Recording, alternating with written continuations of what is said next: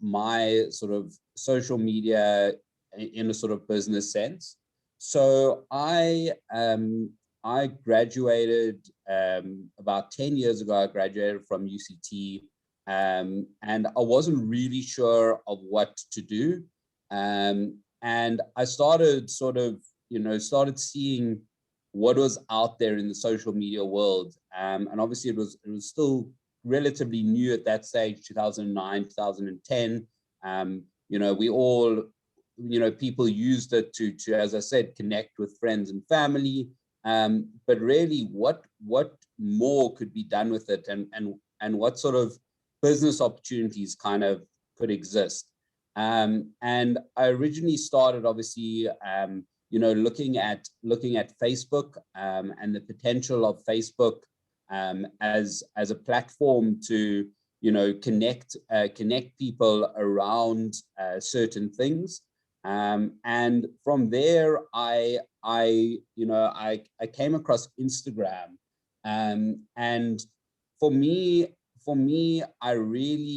the thing I loved most about social media was this kind of ability to connect people who would never be connected through sort of shared interests. So I think that for me was kind of the sort of light bulb moment. Is social media, it allows you to connect on shared interests and shared passions, as opposed to meeting someone and deciding whether or not you want to continue a friendship based on whether you like them or not.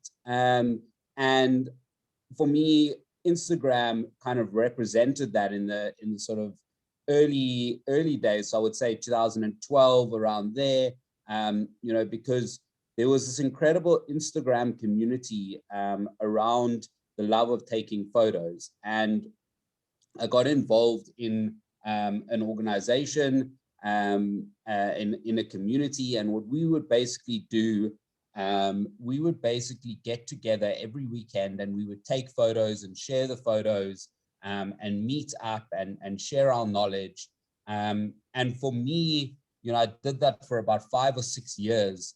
And for me, that was kind of like the moment when I sort of realized how powerful social media was, and its ability to connect people, its ability to facilitate discussions, facilitate learning, and obviously very important, in terms of business and in terms of brand. If you kind of have a brand, or you have a business, the ability to connect with an audience, based on what you're selling, or what what message you're trying to get across, became very, very important.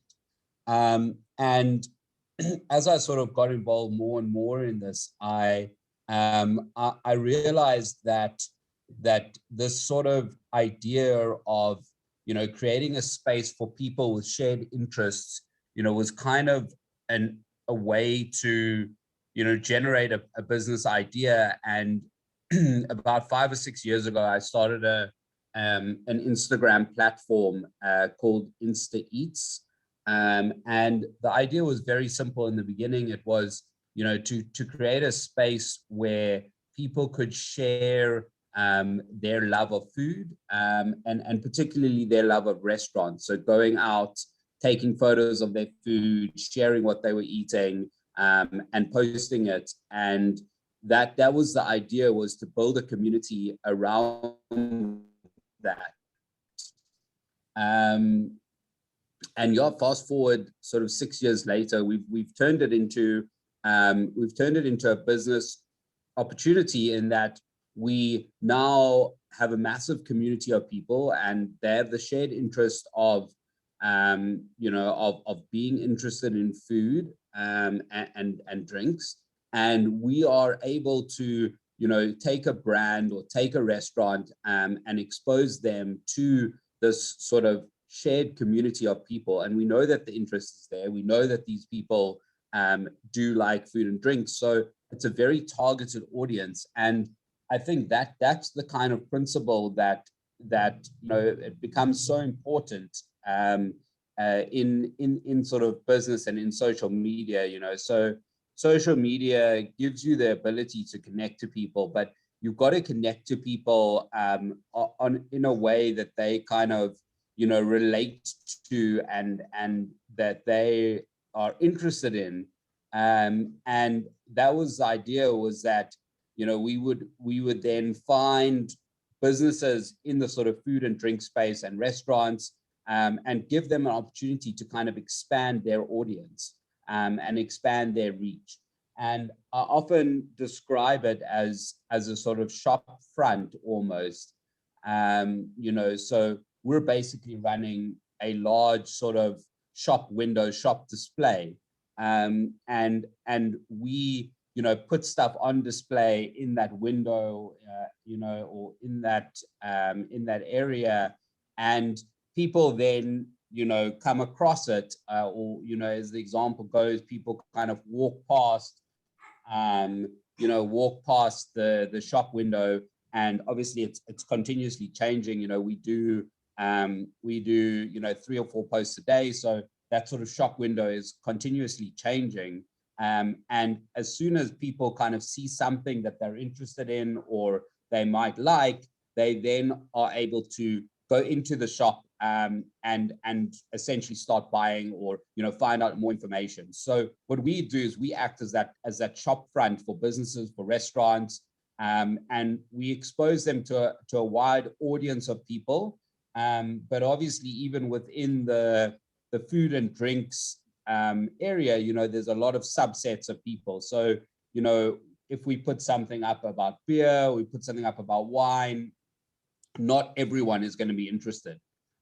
So the idea is that, you know, this ever-changing shop window as such, and certain people who are interested will, you know, will go into the shop and will, you know, follow the page, like the brand, and then really it's up to the brand to kind of, you know, make that hard sell, and kind of take the conversation further, and turn those users into yeah, sales, or you know, customers. And I think that's the kind of, that's the element also that's often missed, and that's kind of where my strategic sort of element comes in, is that I work with businesses, you know, because I think a lot of businesses, or a lot of people think, you know, having a presence on social media is merely good enough. So as long as you have a Facebook page or you have an Instagram account, as long as you're present on the networks, you know, you're fine, you're good to go. You know, and the almost like the sales will kind of just happen. You know, as long as you're putting stuff onto a social media platform, your sales will increase, or, you know, the sales will come. And I think that's where, you know, the strategy comes in that it's a lot more than that, and you've got to be very targeted. You've got to, you know, as I've given the example, you know, you're competing with a million other shop windows essentially that people are walking past, you know, every 5 minutes, and you've got to be the one that not only captures their attention but also keeps their attention. So I think what a lot of people are trying to do with social media is they're trying to appeal to a huge range of people. You know, we obviously, with social media, we're suddenly exposed to millions of people, you know, as opposed to, you know, traditional marketing where you would only be exposed to a certain amount of people at a certain time. We're now exposed to so many people. And I think the one mistake that businesses are making is that they're trying to appeal to the broadest amount of people possible, and trying to make as many sales as possible, as opposed to, you know, focusing in on a smaller amount of people, but keeping them as repeat customers. And that's where social media, you know, becomes so important. But it obviously also requires a lot more work to sort of curate that. And if you look in my area of interest, in the food and drinks interest business, the most successful food and drinks brands and restaurants have really honed in on this idea of creating a community around your offering, and creating a customer set, and honing in on that customer set to make them regular users, regular customers, as opposed to trying to spread the net far and wide, and kind of getting one sale here, one sale there. And that all comes down to strategy. So you've got to kind of identify the type of person you're going after, and then every single thing you do on social media, from the images you post, from the content you put out, to the times of day you post, to the to the unique sales methods that you use, has got to be targeted at a specific customer. And I think that's kind of where my frustration comes in a lot of the time, is that with my sort of visual food blog, we obviously can do as much as possible to bring you customers and to expose your brand and your product to as many people as possible. But ultimately, it comes down to you actually then taking the next step and engaging those customers, and really selling your product to those customers. And more than that, creating a need, identifying what are people looking for, and how can we target that. I think, people love stories, people love, things that they can connect with, whether that is a story or a product, and how you would use it, and I think drilling down on those types of things is really important for a business. And then on the other side of it, with my work with Ina Parman, my role is there as social media strategist. So what I was brought in, and I've been there now for 2 years, what I was really brought in to do there, and it's quite a nice case study. I was brought in to the brand 2 years ago. They obviously have an extremely strong brand presence. They're in every retailer in South Africa. They've been around, this is the 30th year this year. But the problem that they faced 2 years ago was twofold. One was that they didn't have any social media marketing. They were, as I mentioned before, they were merely on the platform. So they were posting stuff. They were, they had a presence, but they weren't actively engaging users. They weren't growing. They weren't, and I think the other problem that they faced was that they, their target audience was a lot older, and the new young, as we say, millennials, who hadn't been exposed through their parents or their grandparents to the product, had no idea of the product and its amazing uses and benefits and applications. So what I kind of did, my idea, the way I sort of went about it, was first and foremost, we had to look at, what is the unique selling point of the brand? How do we appeal to the younger generation? And ultimately, how do we create this, this overall strategy of the brand to bring people in and ultimately, create sales? So what I did with that was I obviously took it and I said, who are the existing customers? Let's focus on that as a starting point.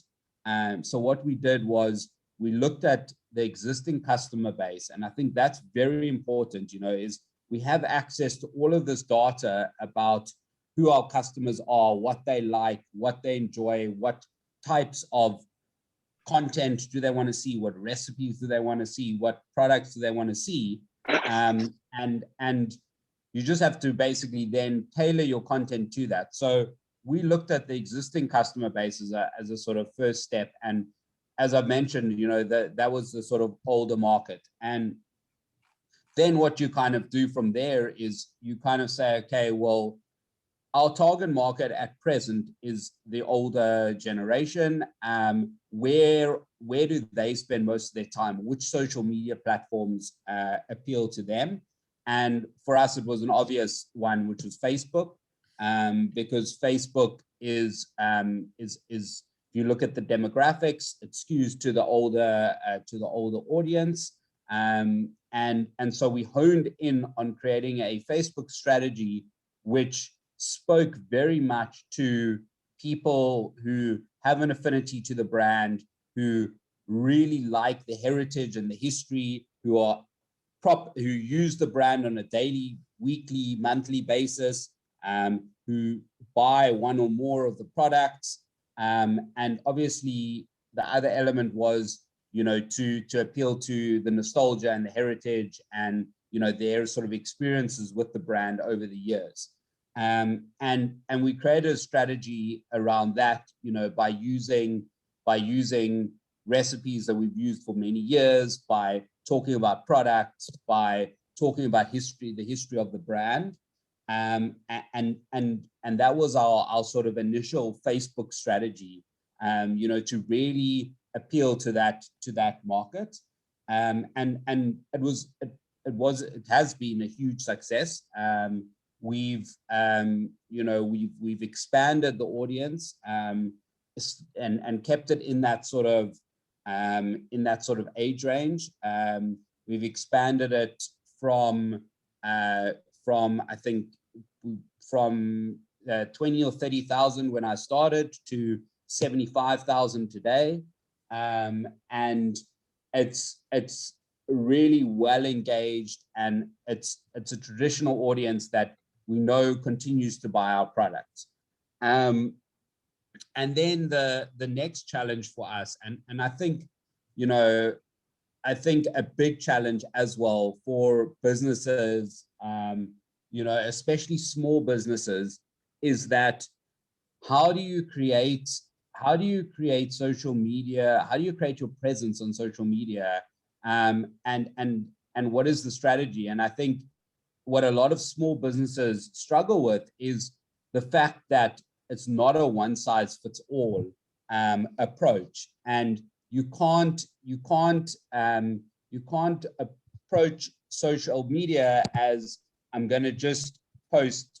I'm just going to post, you know, like in Facebook, and then I'm just going to post the same content to Instagram, to Twitter, across the board, because what and I've explained briefly is that each platform has a unique way of putting content out there, has a unique audience, you know, and it's interesting how over the last, you know, since these sort of social media, since Facebook started, you know, it's been an interesting development in that each platform. So when you're talking about Facebook, you're talking about Twitter, you're talking about Instagram. Each platform has developed its own way of telling stories or putting content out there, and with that method, it's developed its own audience and audience demographics. So where you look at, and as I've mentioned before, Facebook, as I said, skews to the older audience. Instagram is a lot more younger, and then Twitter is a bit of a mix in between, but Twitter's very much a sort of intellectual thought leader, conversational platform. So for me at Insta Eats and for us at Ina Parman, you know, it was very important. It's very important for us to be on Facebook because of that older audience who have a lot of buying power, and are very loyal. And Instagram was our big challenge because Instagram, as I said, is a younger audience, and they're very visual focused. They're very content driven. you know, and not so much sales and not huge amount of buying power. And we've both with Insta Eats and with Ina Parman, we've kind of left off Twitter just because we find that it's very conversational in nature, and you know, we're not either one of the brands are not that very conversational, newsworthy. So we've left those off entirely, and our core focus is Facebook and Instagram. So as I've said, the next sort of challenge for us was to talk about Instagram, and how were we going to appeal to this younger millennial market, you know, who possibly have had some exposure to a brand, to Ina Parman. How were we going to appeal to them, you know, and bring them into the market?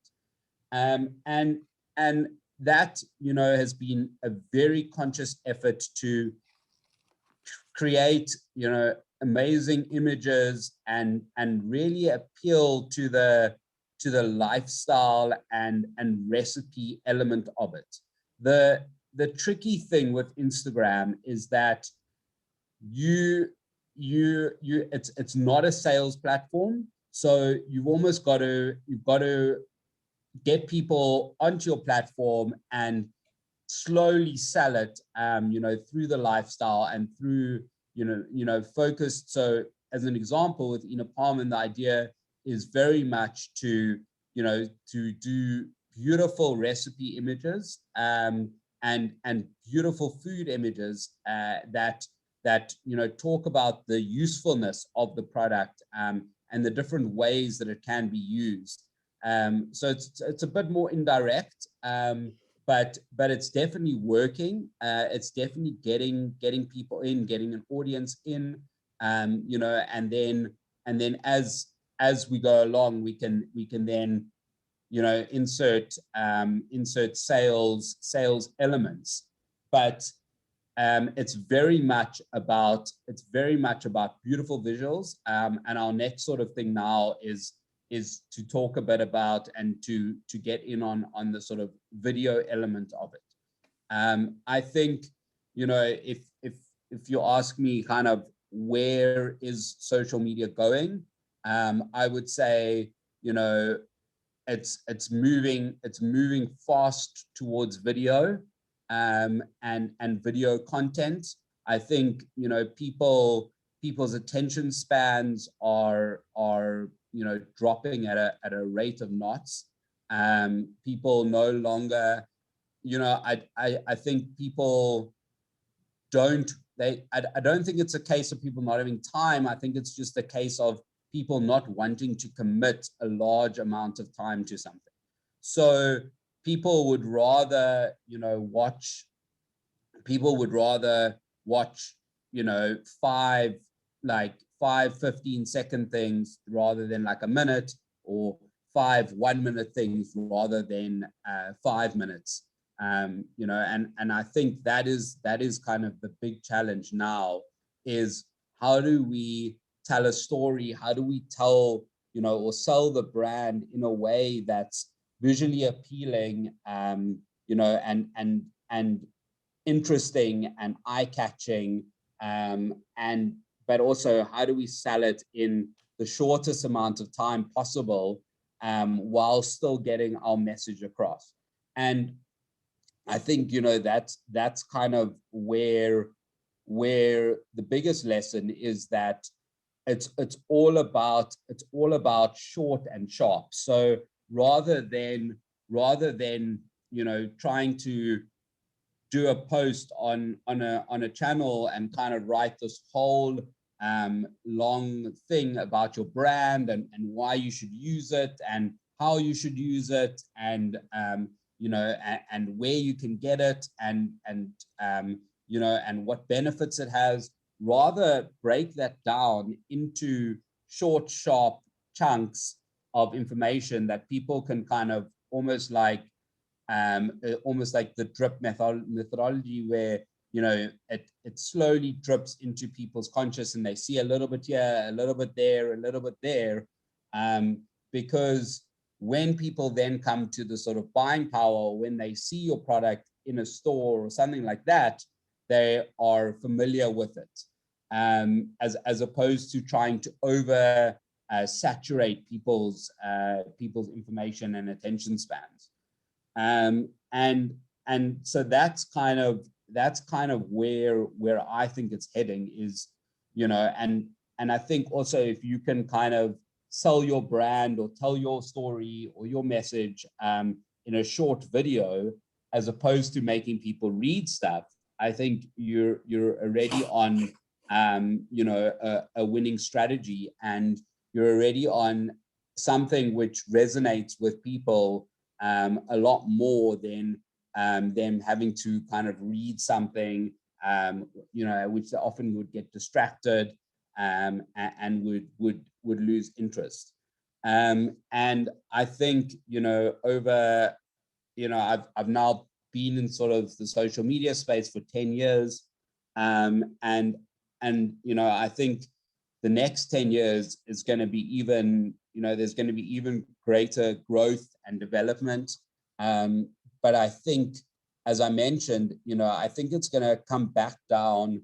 We've kind of got to a point now where social media is oversaturated. There's too many people. There's too much going on the channels. There's too much competition for people's attention. And as I said, I think we're gonna revert back to focusing in on a small group of people, especially for a sort of smaller brand, focus in on a small group of people who really believe in your product and who believe in your business, and really cater everything you do to them, and to make them your focus. And I think that's kind of where we're heading. We're heading back to niche markets, and kind of targeting very sort of small subsets of people, but focusing on creating an incredible product for them, and turning them into repeat customers. Because I think at the end of the day, trying to be everything to anyone, it doesn't work. And especially for a sort of small business, you're spending so much money trying to do so many different things. Whereas if you just find a few customers that will, keep buying your product, I think that is, at the end of the day, a winning strategy. And for me personally, with regards to Insta Eats, I think, we're definitely seeing this, this happening, where there's so many brands in almost every category, and so many different restaurants, that people are overwhelmed with information. And it goes back to, that the thing that I spoke about at the beginning, is that the key part of social media is bringing people together around shared interests. And that's all you really have to do, is you have to find what is your sort of core interest, and what is, who are you to those people, and hone in on your interests and your purpose and your brand story, and try and keep that as specific as possible, and so that people can kind of easily connect with it, and easily sort of identify with your brand or your product.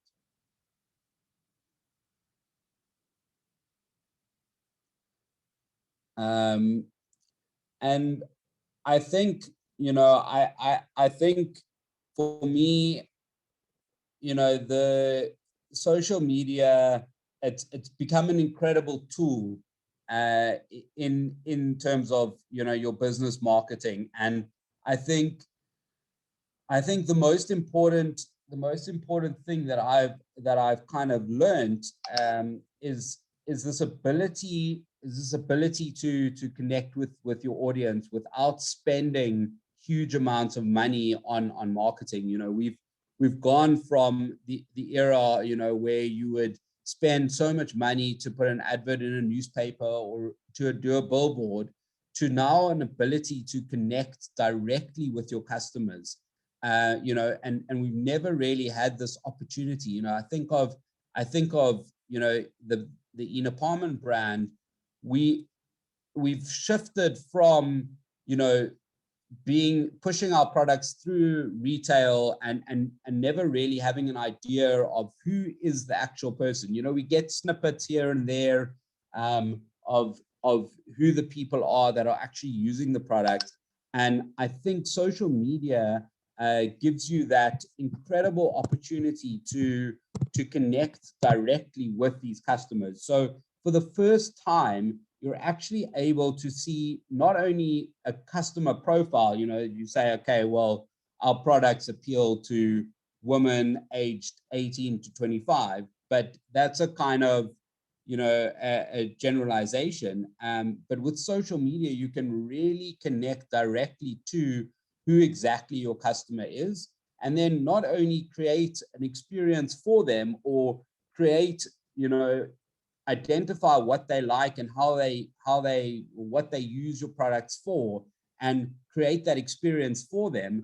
But you can also get direct feedback from your customers, you know, as you go along a process. You can find out exactly what works, what doesn't, and it's a great measurement tool as well, because you're getting that instant feedback on whatever you're putting out. You know, whereas we think of, you know, the olden days of marketing, you would put an advert in a newspaper, you would put a billboard up, you know, and it would be very hard to kind of, you know, you'd put an advert in a newspaper, and the newspaper would say to you, we you know, we have 5,000 subscribers, and we had another 10,000 people read the newspaper, and that would kind of be the extent to the feedback that you're kind of getting. And you would often obviously pay for that advertising based on the 5,000 subscribers and the 10,000 readers, with no idea of the fact of whether how many of that 5 or 10,000 is actually seeing your advert and is identifying with it. Whereas with social media, you get that opportunity to put something out there, and you get very strict measures on what is performing and what is not. And you know, you can then change your strategy. You can then do things a lot easier and a lot cheaper than before. Whereas with social media, you're able to I can go and put something out now and target it to as many people as possible who I think is our audience, and see how they resonate. And if they resonate with it, great, we're on to something. But if they don't resonate with it, we try something else tomorrow. And I think that is the real power of social media, is that you can keep refining and trying different things until you find that right thing. Or alternatively, you know, you can change your audience, you know, through paid media and through the tools of social media. You can say, okay, well, I think the audience is this, and I'm going to put my product out to the audience I think it is. And if it doesn't work, I'm either going to change what I'm putting out, or I'm going to change the audience and see if they resonate. So you're able to do that testing to either refine your audience, or to refine your product, or to refine the way you're telling people about your product. And I think that is so important. I think, you know, and that goes back to what I said before, is that people think that being on social media and, you know, posting on social media is good enough. You know, I'm just going to put something out there, I'm just going to take a picture of my product, I'm going to post it, and I'm going to get 1,000 new customers. And if I don't get 1,000 new customers, or I don't get 1,000 sales, then social media is stupid, and this is why I don't use it. And I think the problem people make is that you don't analyze, you don't use the tools available to refine and fix them. So you don't use the tools that you have at your disposal just to analyze that and say, why isn't it working? Is my photo not great? Is my content not great? Is the story I'm telling not great? And you can go through a myriad of things. And the beauty of it is that it's temporary, and you're not gonna spend huge amounts of money, and you're able to refine until you find something that connects with a certain set of people that you're then able to just repeat. So that's the kind of the importance of social media, but also the importance of having a strategy, and refining and working on that strategy. As I said, it doesn't require a huge amount of money, but it does require a lot of time and a lot of attention. And obviously, if you're not kind of willing to do it yourself, and to learn and to apply that, you need to employ someone who can help you create that strategy and refine it.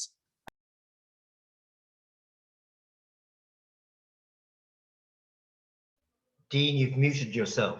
Dean, you've muted yourself. Can you hear me?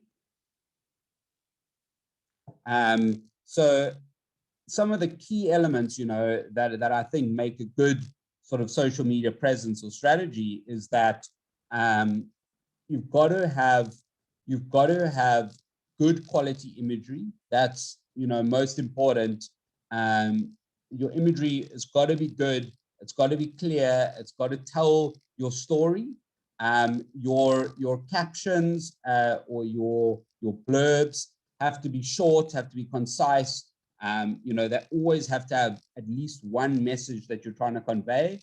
And you have to identify your audience. That is the most important thing. So whether it's through your traditional methods that you've done or through your sales, you need to identify who are the people that are going to resonate with what you're putting out.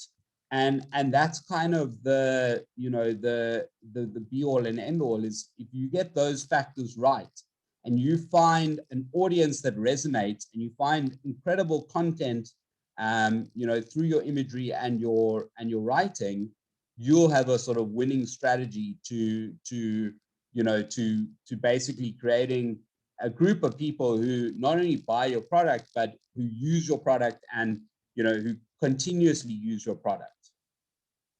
So yeah, I think that's where I'm going to leave it, if that's fine. And if are there any questions or anything? Are we going to take questions? Definitely. Okay. Anybody got questions? Or Philip, you want to start off with? Well, first of all, Dean, I hope you know that CJSA has got an incredible Facebook presence, and that's thanks due to Amanda. And a lot of your audience here today are here because of that kind of association that he has put together.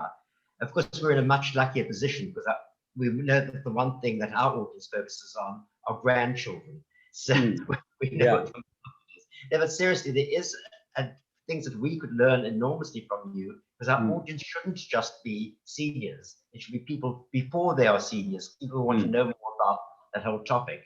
So that might be something that you and Amanda could have a very useful conversation. And maybe you put yourself into a position where we get try and tap into some of your wisdom in having some of your thoughts about how we could reach out to an even broader audience. But you see, you've got plenty of people here, and I'm sure they've got lots of questions. So that's enough from me. Thank you for being with us today. Thank you. Yeah, I think I think something I didn't really chat on is, you know, the amazing potential of social media to connect communities and bring communities together in a way that we've never really had the ability to before, you know, and especially, I mean, that's been so evident now with the sort of lockdown and the coronavirus pandemic, you know, and it has, because for better or worse, Facebook knows a lot of data, or Facebook and all the sort of social networks know a lot of information about you. There's an incredible ability for you to connect people based on a whole bunch of different things. So, you know, as you were saying, you can create, you know, a page or a channel that identifies, you know, with say, for example, you know, the seniors, and you can then target people of a certain age who live in Cape Town, who like certain pages, who, you know, do certain things, and you can then target those people with adverts, you know, to then like your page. So it's incredibly powerful to kind of build a community around those types of things. Any other? Joy, did I see you who had a question? Yes, I wanted to ask. I'm not sure if you answered that. I found your talk very interesting, but how do we find Instagram things that we're interested in, the other side of the Instagram? How would we get onto, I've only got two, I'm a follower of a baby and a dog at the moment, but how would we get onto Instagram Eats? Yeah, so there's, you know, there's kind of two ways, you know. Obviously the one is to kind of follow people who you're interested in, but then if you go into Instagram, and there's a little almost looks like a compass, and if you click on there, it kind of gives you stuff that you would be interested in outside of the people that you follow.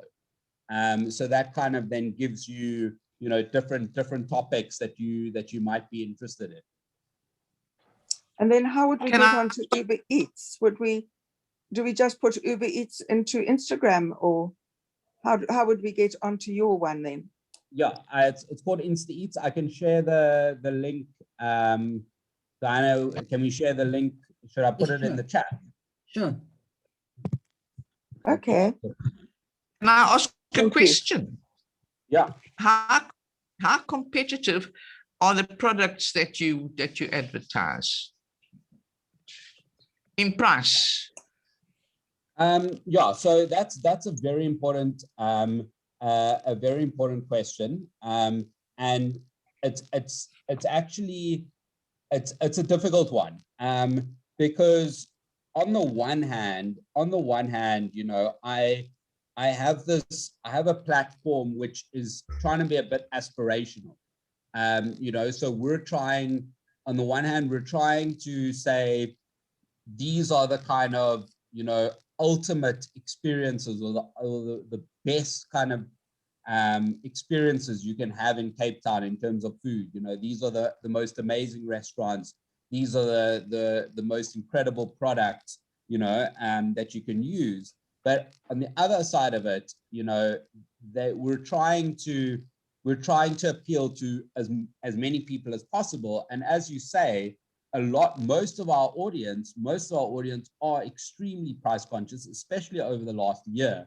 So it's been a bit of a challenge, and it's certainly something which I am now, you know, heading up and taking cognizance of, in that the majority of people that are on social media or that follow me, you know, aren't extremely, you know, it's not a huge wealth factor. So we are definitely trying to be more aware of that, and trying to appeal, you know, across the spectrum, while obviously also having that sort of aspirational element to it.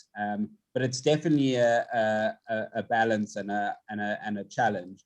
I think, you know, I think the problem comes in that a lot of the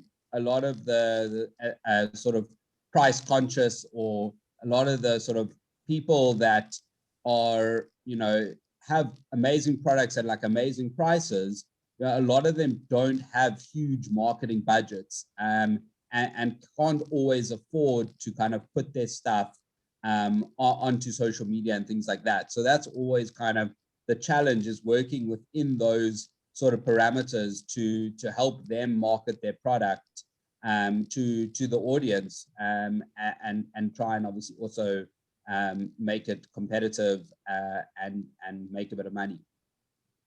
Can I ask one more question? Yeah. Tell me, do quite a lot of your products have the Beth Dean sign on it? I'm not sure.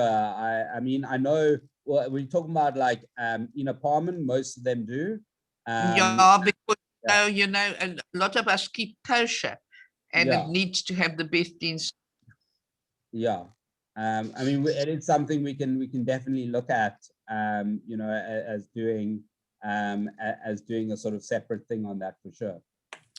So Dean, can I just ask you, do your the products that you have on your Instagram and your sites, are they products that you source, or do they source you to put it on?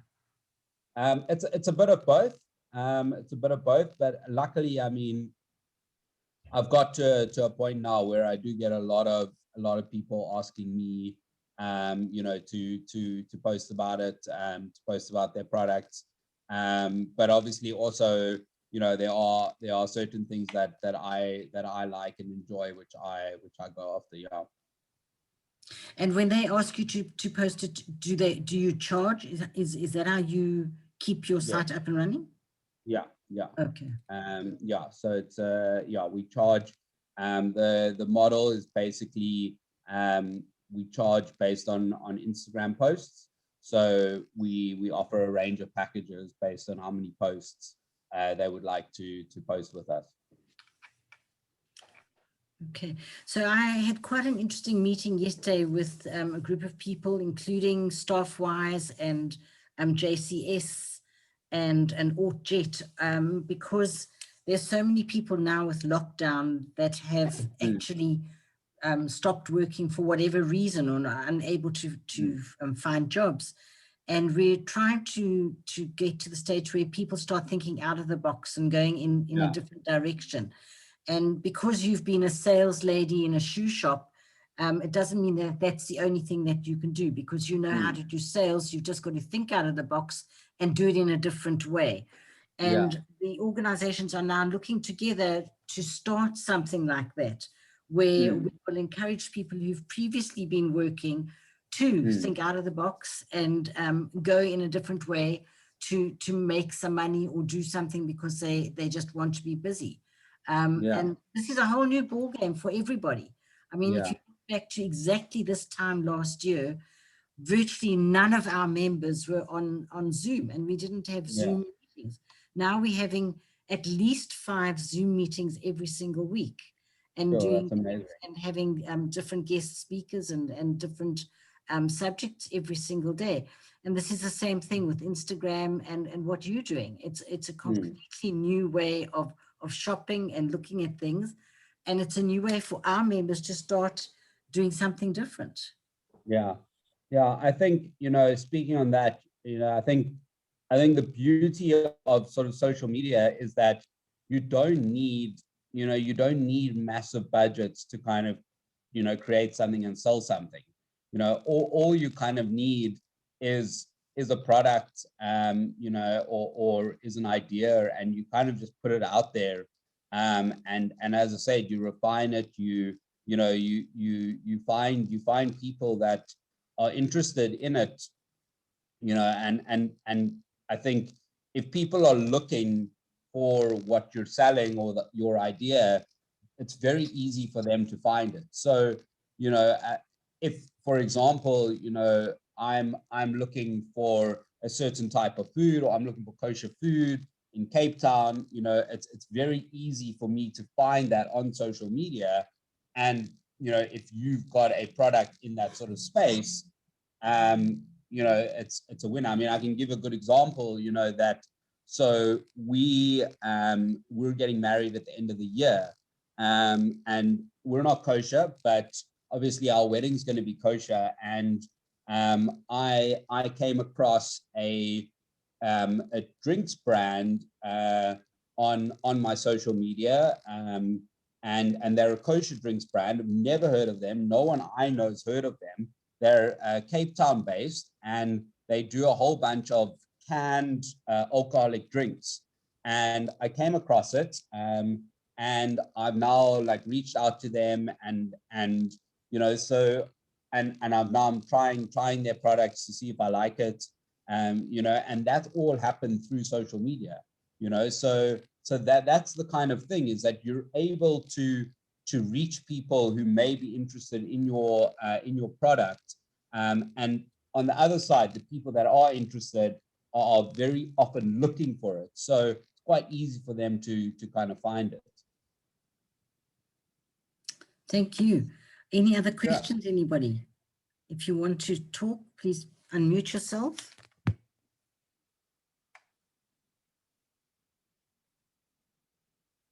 Right.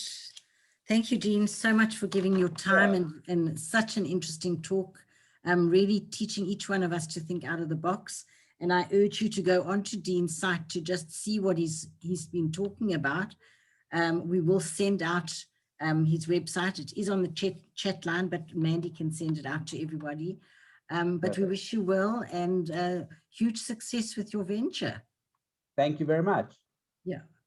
Thank you, everybody. Next week, we are having, tomorrow, this afternoon, we have another one of our cantorial movies. So at 2 o'clock, if you want to log on, we've had 2 excellent ones, and hopefully today's will also be one that you'll enjoy.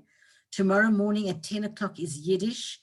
Please make sure that you're on by 10 o'clock, because it's very, very disturbing to the teachers if you come onto the room late. So we are not going to let anybody in if they're not on by 10 o'clock in the morning.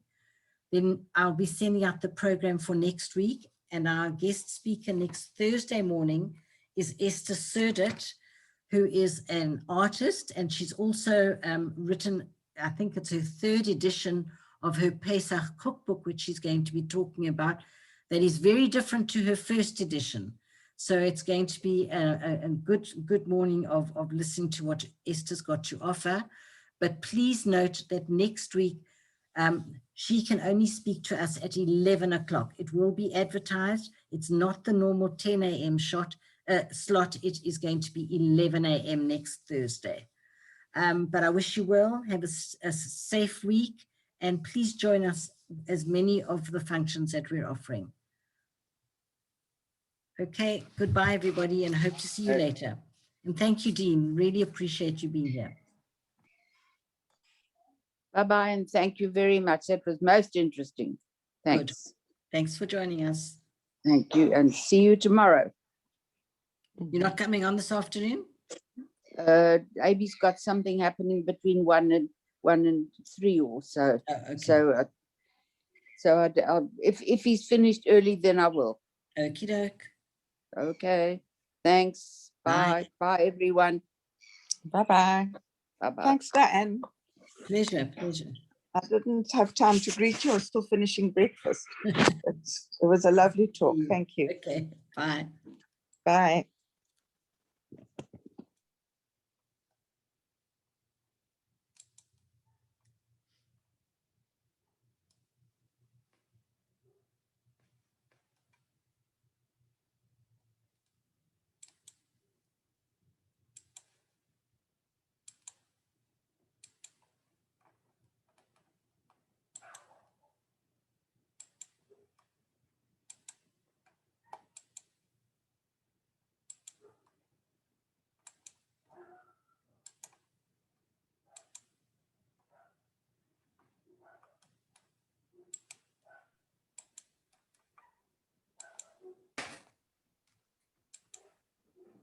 Okay. They're all gone. It was interesting. Very good talk. Yeah. I just had a quick question. Rebecca, did you ask Diana about Julia? Yes. So Julia sent me a message yesterday. She said that she's seen the doctor. She's got flu and she has got a doctor's certificate. But I don't know how far back that's going, because now Rebecca told me that she didn't come to you last week either. Yes, she didn't come. Remember, she didn't come in last week, but that's when you phoned and said you gave her the written warning. No, I didn't give her a written warning. I spoke to her. You phoned. I don't know if it was last week, but she wasn't there last week. Yeah. Could have the dates mixed up that you phoned me and said, do you know Julia's been coming in? I said, well, I don't know. I asked Emmanuel and he says that she's been there, but last week she wasn't there. So Okay, I did phone. I'll phone her and find out, because, yeah. Just think, my mother's phoning me twice. also Let me wasn't just see quickly, sorry. Sorry, you saying, Rebecca? He also wasn't at Sea Point last week. Okay. Yeah. So I'll chat with her, because, if she wants a job, she must come to work. Or at least phone and just explain what's happening. She's just been missing.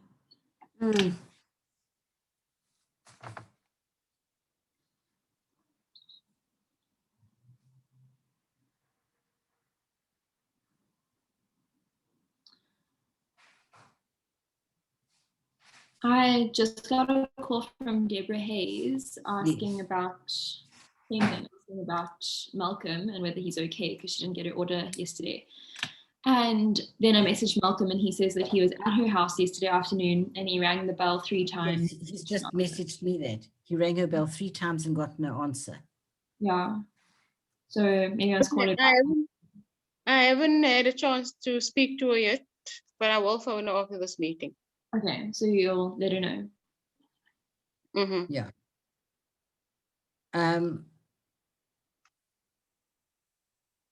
So sorry, Stacey, I've just got your message here. So next week, Joycelyn can do 11:30 on Tuesday. Yes, but she says for now, so that might change. You can see, I don't know if you can see in the messages how she's like, but I'm not available this week, and I'm not available that week. So Yeah. We'll just have to take what we get. Good. Yeah. Yeah, so put it in for 11:30. If she lets me know between now and then that it changes, Then we'll just have to let people know. Yeah. Okay. Yeah. Okay. All right. Hajiri, you said you wanted to talk about something else? No, are we mentioning, are we submitting leave days now or in the week? You can. Okay. Has anybody else wanted to submit leave days? Well, you mentioned that we got to do it this week. No, I didn't say you have to do it this week. I just said you've got to take you still had 5 days leave due to you from last year. Am I right? Yes. Yeah. Mm-hmm. So, and that has to be taken by June. Yeah. So we were going to discuss this week what dates we're looking at. Yeah. So I took 2 days and I'm taking 1 day. That's 3. So I've still got 2 days that I can take at some stage. Okay. I'm looking towards April the 26th to the 30th in that week. You want me to put it in the diary? You can, if that's okay. 26th to the 30th. Yeah. There is that holiday, that one holiday there. Holiday. The 27th is holiday, yeah. If you want, I can take the full 5 days if you want, but the 1 week is fine because we're going to Johannesburg. Oh, nice. Okay. The 30th is a Friday. So that's 4 days, but then you've got 1 day, you can take it in another time. Yeah, I'm easy if whichever way works out easiest and best. 26th to 30th. Okay. And I'm planning, it's a school holidays and also the fast's coming up. So I'd like to go away before the fast. So if I can take from the 6th to the 12th of April. April.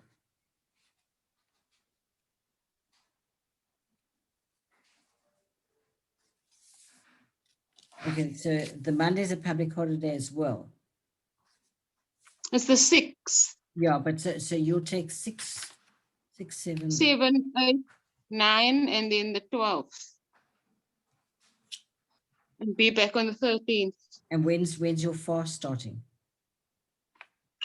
I think it's the Thursday or the Wednesday, the 14th. The 14th or the 15th, one of the 2 days, depending on the sighting of the moon. So Hajira, sorry, so you're taking your leave from the 6th to the 12th. Hmm. Okay.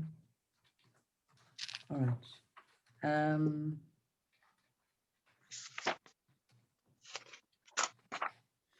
Okay. Stacey, you still want to think about it? No, I don't know how my leave works, to be honest with you. So I don't know. I've got And it. like, Did you ask my bedroom? Yeah. Don't you Yeah, want to because I phone- mean, I don't I've got it in really the know. office somewhere.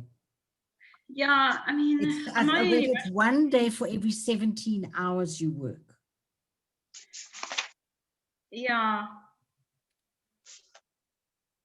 We'll figure, I mean, look, I'm not in any rush, but I will figure it out before June. Yeah, I just Because- don't want Dick to say, sorry, she didn't take leave, she can't have it. Yeah, okay, I'll figure it out. Maybe next time my husband takes leave, I'll take leave with him. Yeah. Yeah, I'll look into it. I think I must actually go back to my contract. Probably Okay. would be a good All right. idea. Okay. Okay, so just from my side, did I stop the, let's see.